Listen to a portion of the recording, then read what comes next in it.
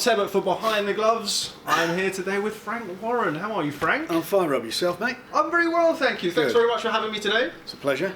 This is getting a regular occurrence. I've now seen you, I think, 3 or 4 times in the last week and a half. People will start talking. People are already talking. I won't Frank. say no more. Now, the last time I saw you was at the show at the weekend at the Copper Yeah. Box. Yeah. We obviously saw James Degale lose his IBF world title Yeah. to Caleb Truax. Now you've had a few days to marinate on the show a little bit. What are your thoughts looking back? I just think, really, what I said on the night, I've not changed my mind. I watched the fight back and I felt for James, and I do feel for James. And, I noticed Hearn said in his interview, I don't give a monkeys about him. Well, if I didn't give a monkeys about him, I lost my voice on the night. I couldn't shout and screamed any more than I did, urging him on. And as for his stupid comment about there should be a rematch clause, I didn't make the match. The match was made by his management and I promoted it. That was the deal we agreed. So I'm sure Al Heyman and the people involved there, Richard Schaefer, I'm quite sure they'll put together a rematch and hopefully we can promote it. So, it's a bit stupid for him to say that. And why do you think he did say that? Because I interviewed you in the immediate aftermath of the fight, and to me you did look like somebody who, of course, cared. You had plans for James, I'm sure. Because that's what he would say, wouldn't he? I mean, he's one of those people who's just always got something to say about somebody, something else that's none of his business. That's how he is, and what are you going to do? Have you spoke to James since the fight? No, I haven't. I am hoping that he'll contact me this week. Okay. As I spoke to you after the fight, you said that you had these plans for James. I'm sure they've been altered somewhat in the aftermath of that. Yeah, well, obviously, my ideal world would have been for him and for Joe Saunders, who's fighting in Canada this weekend, for them to both to win, and I would like to have got them on at Arsenal in the spring in a catchweight contest. That's what I would like to have done, but obviously that's not going to happen now. Now, I spoke to Eddie Hearn yesterday. I'm hoping that that's the interview that you've been referencing as opposed to Kugan Cassius from IFL TV. Eddie Hearn said to me that, he made comments about the atmosphere and the amount of tickets sold at the arena, and I'm sure you've seen or you've heard the comments. I mean, what comments do you have to make? Was you there? I was there. Was there a good atmosphere? It was a good atmosphere, yes. Were they good fights? They were good fights. Did the crowd go away happy? Was it well attended? And that's the end of it. I mean, he would say what he says. Let's get it right. Let's really talk some, as he brings it up about tickets. Anthony Joshua won a gold medal. He was a highly respected amateur when he turned professional. And I mean this with the greatest respect to Anthony Joshua. My grandson could promote him. TV companies were fighting over him. Hearn was lucky that Sky got behind it. And at that time he had a position where Sky basically managed to get it over the line. It was Sky that got it over the line, not Eddie Hearn. Sky got that deal over the line. And how hard is it to promote Anthony Joshua? He's clean cut, he comes across well, he's been involved in some exciting fights. Anybody could do that. Anybody can do it. Be interested to see what happens when his contract runs out. Is he going to renew it with Hearn? Is he, I hear that the chap in America, the old UFC guy, he's quite interested, and everybody else is interested. I'm interested. So we'll see where that goes at the end of the contract, whether Anthony stays there or he decides to go elsewhere or even do his own thing. He keeps banging on about tickets. Didn't he done a show at Hull, I think it was this year. They didn't do 1,000 tickets in there. He done a show at, I'm trying to think what it was with, it was in Liverpool, Rookie Fielding. It was the worst ever attended event in Liverpool. And I can say that because I've been in Liverpool and it's tough up there sometimes to promote. And I've had bad attendances, but his was the worst. So they're probably lucky to have done 1,000 tickets up there if they even sold those. And outside those pay-per-view shows, so what has he done? And this is the guy who says, I'm not doing York Hall anymore. I'm not in leisure centres. Well, tomorrow night he's got one at York Hall. He's got a fight on at York Hall, world title fight on a Wednesday night. Big time Charlie. So what happened with that one? It's just ridiculous, the comments he makes. And what's getting to him, what annoys him more than anything, is this Stubhub business. And it annoys him for a reason, because it hits a raw nerve. Because what it's all about is the fans. And if you talk about secondary ticket markets of fans, that strikes a raw nerve. Because if a ticket's 50 quid or 100 quid, you don't want to be paying 300-400 quid for it. Excuse me, on a secondary market. This shouldn't be happening. And the government, I know I've got it here, CMA, they've taken there have been questions asked in Parliament, and this is the result of it. And their name, Matchroom, was mentioned at those hearings about the secondary market and about Stubhub. They were specifically mentioned, Matchroom. You know, now, I don't know what goes on behind the scenes with them. I don't know where a show goes on sale and I've never heard this in all my time in boxing, by the way, in the UK. But genius promoter suddenly is sold out in 10 seconds. All tickets are gone, or in 10 minutes the tickets are all gone. But every day you can go and buy 500 tickets regularly on that website. They sell 500, they put another 500, and they're overcharging the fans for them. So somebody's making more money than they should do for the face value of the ticket. They're doing that, and that. You know, I don't know whether it's Matchroom or not. Who knows? The only way you're ever going to know that is open your books up. So Matchroom, open your books up. Prove that you don't earn money out of Stubhub. You prove that. And let's get it right. Having Stubhub as your sponsor, what sort of message does that send out to the fans in the industry we're in? You are being sponsored by people who overcharge fans for the face value of tickets. So how can that, in any shape or form, how can you sit there and justify that? That's not fan friendly. They're not there for the fans, Stubhub. And the people who put the tickets on there, they're there for one reason, to fleece the fans. That's what it's all about. So I don't know how anybody can justify that at all. There's no justification for it. And that's where it is. We work very hard, and we've been in business now with BT for 9 months. And in that period of time, we've done a lot of shows. We've done, I think, 3 shows at Copper Box. 6,000-7,000 people at each show. Josh Warrington's show, he sells 6,000, 7,000 tickets on his own, just like that. There's plenty of things happening. Frampton, Belfast. Did you go to Belfast? Rammed out. We sold completely out. So where are we getting? We don't sell venues out. We do sell venues out. We're doing it on a regular basis with good fighters, and very good fighters who are coming with us and coming over to us, besides the fighters that we've established ourselves. But the bottom line of this is, it's like a bit of a green eye going now. 1 minute you got it all to yourself because you got this pay-per-view model, and now it's changed. We did pay-per-view for Sky subscribers. Sky subscribers bought the fight from Box Nation, the Golovkin and Canelo fight. We can deliver that now. We can deliver that to our boxers, and we're working on other models and other ways that we can deliver big purses from them. It's a fact of life. People may get peed off with it, but big time boxing, you're going to have to generate money from somewhere, and it's pay-per-view. Without, generating money through the secondary ticket market as well. According to him, he's the only guy who knows how to do it. I've been doing this now since I was 23. First fight I promoted was when I was 23. That's 40 odd years ago. So, I've been there, seen it, done it. I've seen them all come and go, including his dad, all come and go in this industry. And at the moment, you look at it and you look at the depth of what he's got, and you think about it. What's he got? He's got Anthony Joshua, hottest card in town. No, the hottest ticket seller in town in boxing. No doubt about that. But other than that, you dig deeper and you look at the fighters. And I've sort of been looking at this. Got Tony Bellin. Tony, what's he got? 1 or 2 fights left in him. He's not getting on. Ryan Burnett, well, he won't even fight Tetty. Rocky Fielding, Anthony Crolla, Ricky Burns, Stephen Smith, and Casey Taylor. Or what do you much prefer? Carl Frampton, Billy Joe Saunders, Terry Flanagan, Liam Smith, Anthony Yard, Daniel Dubois, Barrett, Woodstock, Gorman, Tetty. Go on and on. And as we're all young guys, we've got all these young guys coming through. You think the model that Sky had, they signed Buatsi and a couple of other young Olympians.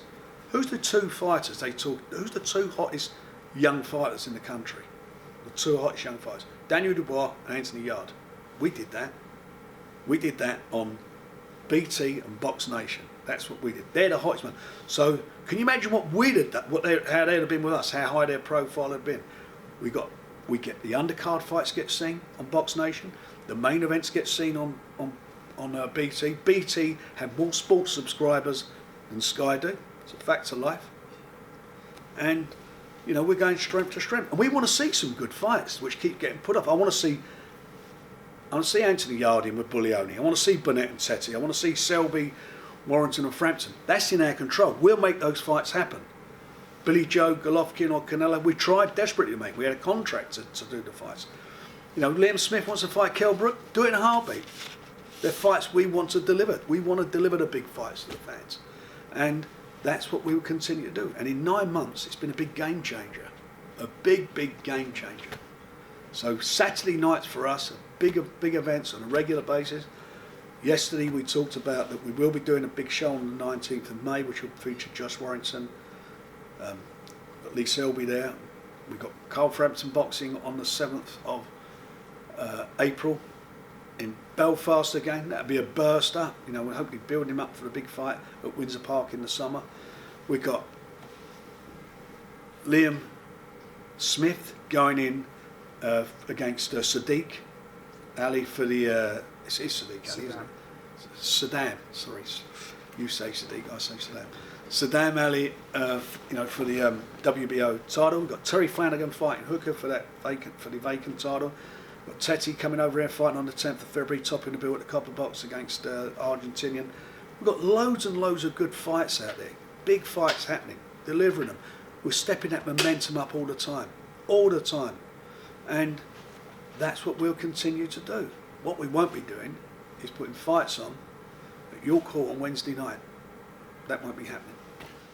Now, with your move to BT, how has that changed things in the market? I mean, how has that pushed your stable on?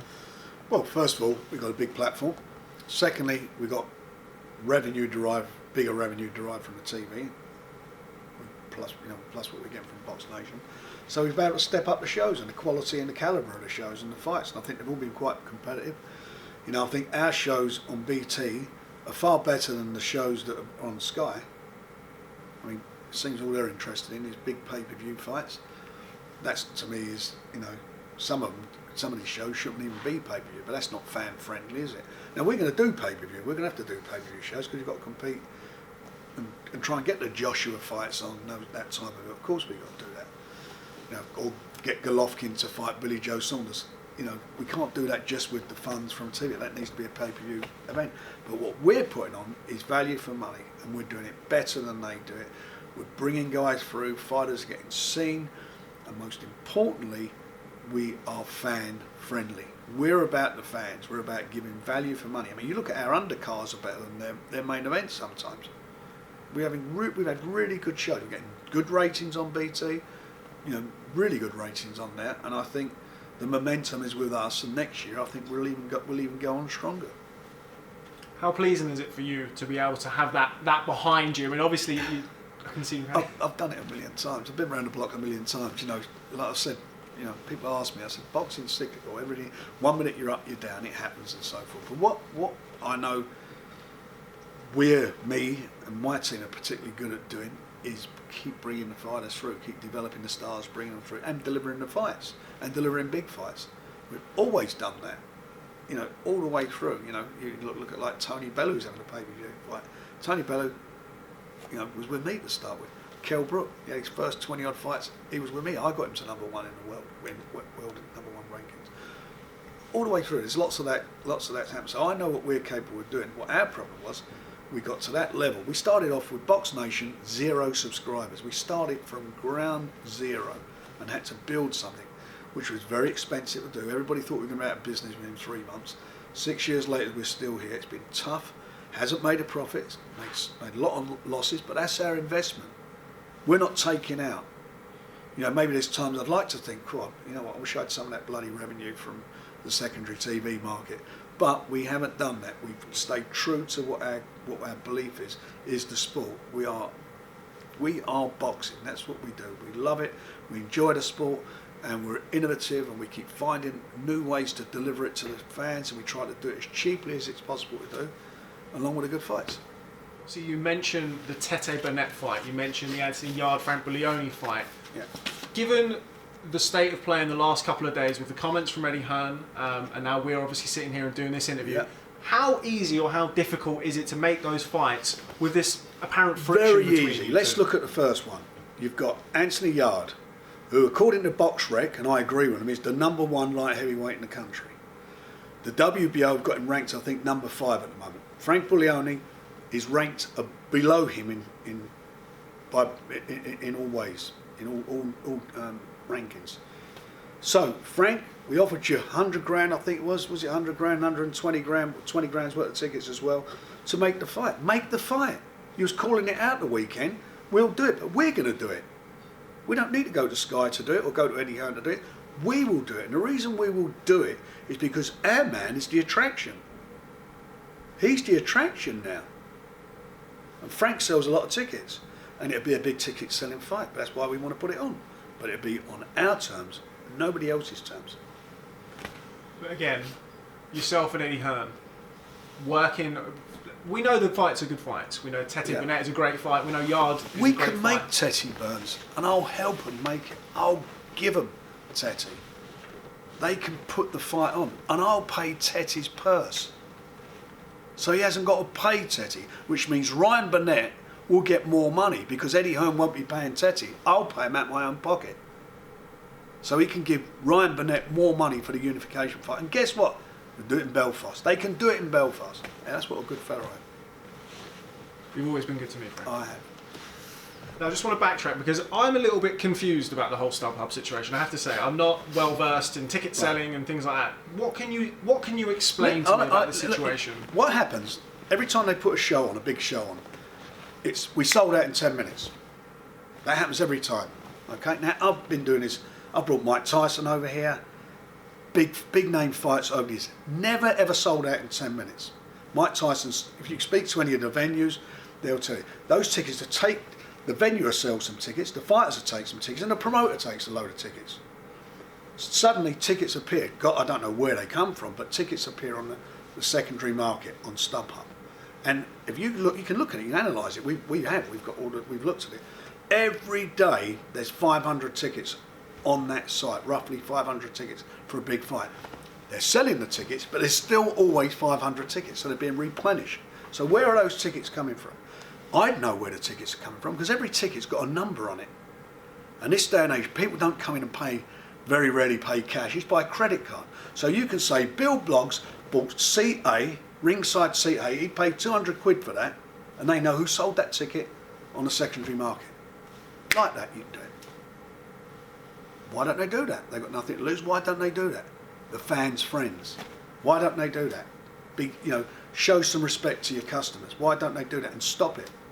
They specifically were mentioned in Parliament, Matchroom, about Stubhub and the secondary market as a promoters. They were mentioned in Parliament.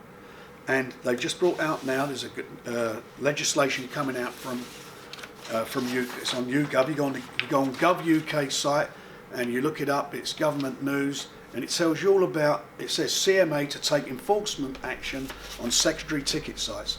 And that means Stubhub, who sponsor Matchroom.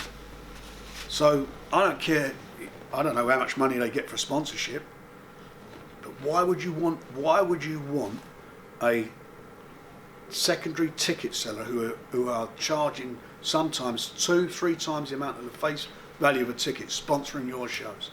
Why would you want that? I wouldn't want that. I do not think that's ethically correct. If ethics come into it, I do not think that's correct. I don't see how anyone can justify that and keep smooching it over, saying about whether we can sell 7,000 tickets or 1,000 tickets, and the only reason they're on Stubhub because they're a hot ticket. Of course they're on Stubhub because they're a hot ticket. Anthony Joshua is a hot ticket, there's no doubt about it. But where do they get them from? They've got to come from somewhere to get on that site. They've all got seat numbers on there. So you trace back where the tickets were, who supplied all those tickets to put them on Stubhub. That's the bottom line of it, isn't it? Who supplied the tickets?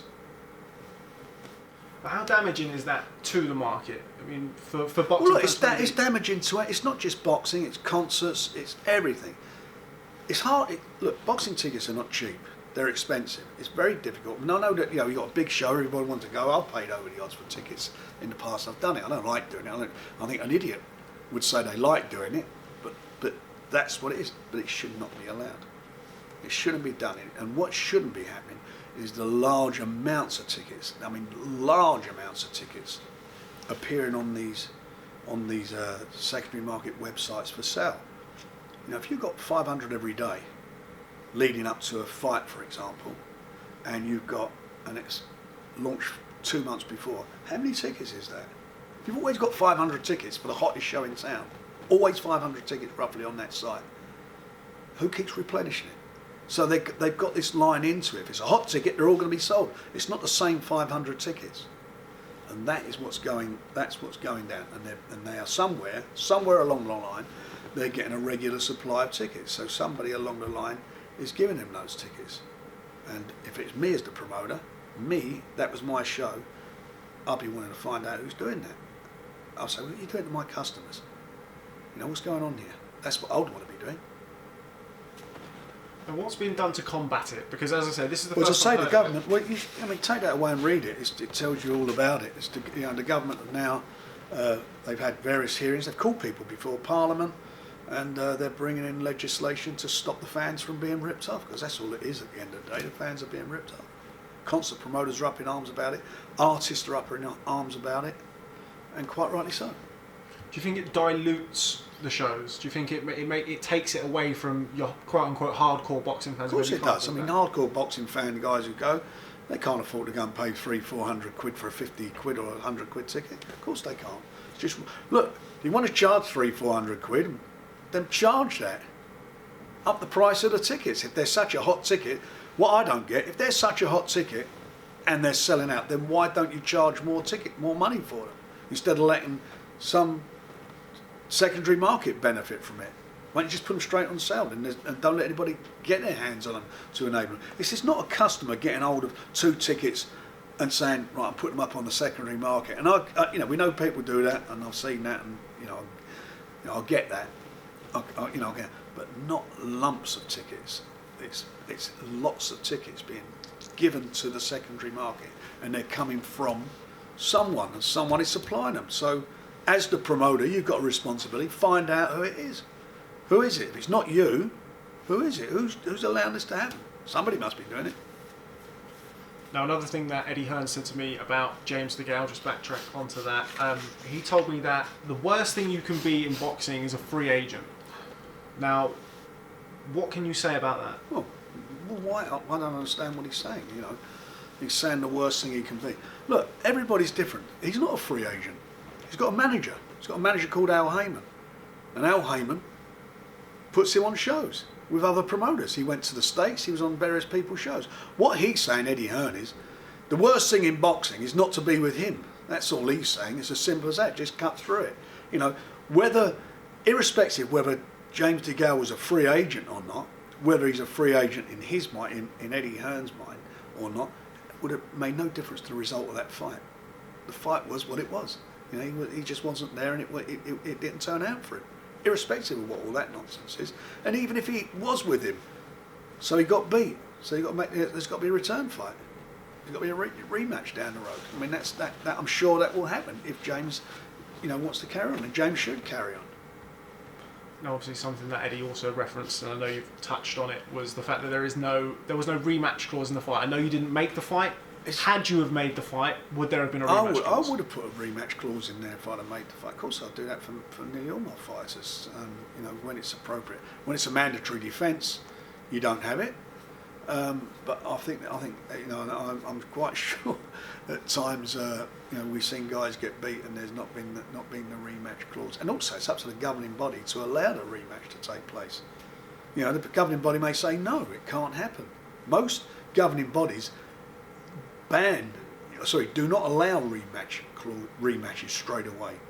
So and sometimes it happens. But the facts of life is, I didn't do that. I didn't do that. All I did, I made an arrangement to bring the fight over here for the fans. It was a good fight.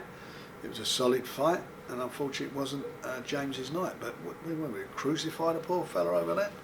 It's ridiculous. and it's just a stupid, cheap shot at Al Heyman and myself. That's really where he's coming from in this. And who knows? There might be a rematch clause. I don't know if there is or isn't. There may be one there. How's it been for Bradley Skeeton? It seems to me like he's a little bit in limbo. Bradley, I remember Frank Bruno years ago when he was. He had a very long period. It was over a year before he got the fight he wanted, his world title fight. And with Bradley, we've got to keep him busy, number one. But He's in a tough division. It's a very tough division. We've got to get him into the #1 spot. So we're working on it and trying to make fights for him. In the meantime, we'll have him out again. He's going to fight in February, and hopefully he can come through and move further up the rankings. If I can get him into a mandatory slot, then somebody will have to fight him for the title. Now, I saw at the weigh-in, Bob Arum Yeah. was speaking with Amir Khan. Now that's quite an interesting dynamic of those two meeting at the weigh-in. I know that you said yourself that you've spoken to Amir's father last week. Amir being in Australia, obviously he's been in the jungle. That fight taking place, you haven't spoken to him. Is there anything we should would like know to about? do something with Amir, and there's some things happening at the moment. Hopefully we'll see how it progresses. But Amir needs a fight. He's been out the ring for a long time now, and he's coming for 2 losses, so he's got to really re-establish himself. You know, like I saw, he's not getting any younger, so he needs that fight. He needs to get himself back in the game again. There's some good fights there for him to be made. Fight Bradley Skeet. Amir Khan versus Bradley Skeet. Big fight. Good fight. And I also want to touch on, or go back to what you were saying about Saddam Ali versus Liam Smith. Obviously Liam Smith with his repeat victory over Liam Williams a few weeks back. If that fight is made, or when that fight is made, Eddie Hearn has been talking about Kell Brook potentially challenging Saddam Ali. Again, we come into that situation of a potential Liam Smith, beg your pardon, versus Kell Brook fight. How easy would that fight be to make? The Saddam Ali? The Liam Smith fight with Kell Brook. By all accounts, the Liam Smith-Saddam Ali fight is happening. It's been ordered, that's been ordered by the W. Would it be easy to make the Kell Brook fight? If Kell Brook is a free agent, pick up the phone and we'll make it. Like that. In a heartbeat. Kell returns to the ring on March the 3rd in Sheffield against Sergey Rabchenko. What do you make of that fight? Well, he's been out for a while, isn't he? He's coming off of a loss. You've got to get yourself back in the game, and we'll see if he does it with that fight. You know, he's got it all to do again, hasn't he? He's got to get himself back there and re-establish himself. But you know, Kell's a good fighter. At the weekend, we saw Josh Warrington ringside. Didn't actually catch a word with Josh. Did you speak to him after the fight? Yeah.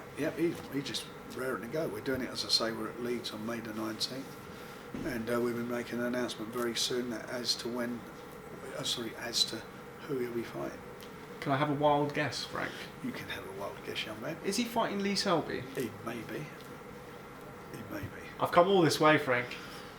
He may be. I mean, you know, that's the fight everybody wants to see. It's the mandatory. It's just getting a few things done and getting it over the line, you know. And obviously Carl Frampton's in there, so we're looking at various scenarios at the moment. Have you spoken much to Carl Frampton since he returned to the ring? No, I haven't. He went away. He went to Kenya. He was doing some course. stuff in Kenya with his wife, which I thought was brilliant. With some, you know, kids out there, you know, giving something back. That tells you the sort of guy he is. So I thought that was really good for him. And I like Carl. I never really knew him before we got involved with him. He's a genuine, decent person. So we're just looking forward to the next show and the next fight with him and working with him. He's a good guy. Do you have a sort of timescale for him coming back to the ring? 7th of April in Belfast. Yesterday, Tyson Fury was supposed to have his UCAD hearing rather. It didn't happen. Do you know anything about that, or what's happening? What the situation is there? No, I'm not sure what's happening there. Just nothing.